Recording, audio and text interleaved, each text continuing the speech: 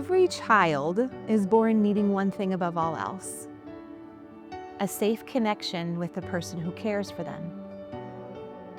But when that bond is broken through loss, separation, or neglect, something profound happens.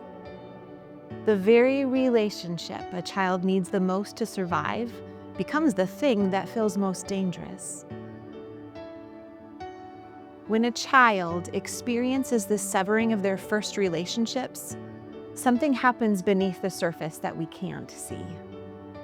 Their brain rewires itself for survival. Connection, the very thing that they long the most for, suddenly feels unsafe.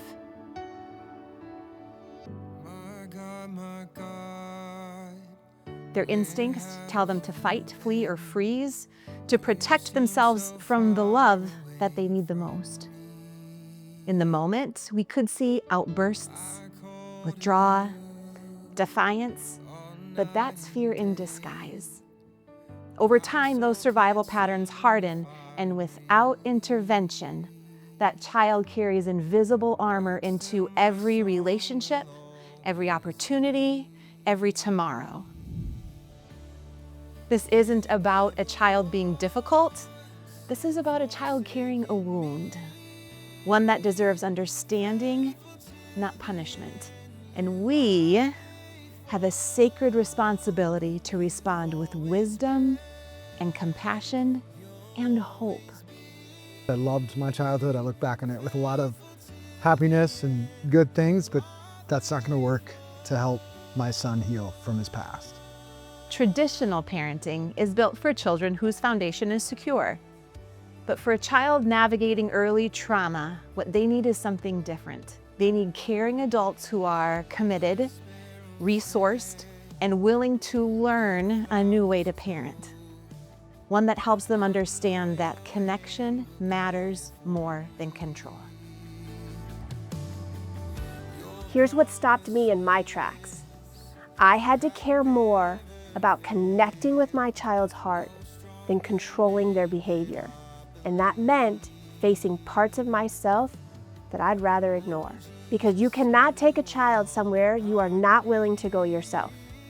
If I wanted my child to trust vulnerability, I had to become vulnerable. If I wanted them to learn that connection is safe, I had to examine why sometimes I chose control over connection. I realized I couldn't do this alone, and none of us can. The Gathering was born from this truth. God doesn't call us into deeply difficult places to keep what we learn to ourselves. We bring caregivers together so they know they are not alone. We hunt down the absolute best research-backed resources and we share them. And we are watching healing unfold. Not overnight, not easily, but continually.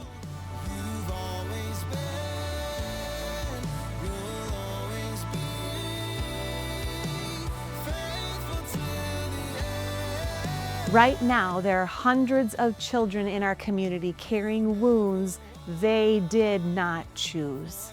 They're children who deserve a chance at hope, at healing. And there are caregivers wondering if they can keep going, wondering if there's help, wondering if anyone understands. That's where you come in. We need your support to expand our reach, to resource more caregivers, to bring more children and their families into this circle of hope. This work is holy, it's hard, and it's worth it. That child who couldn't trust anyone, they're learning that maybe, just maybe, they can be safe, that they're worth fighting for. Join us in believing that every child impacted by attachment trauma deserves a chance at hope and healing.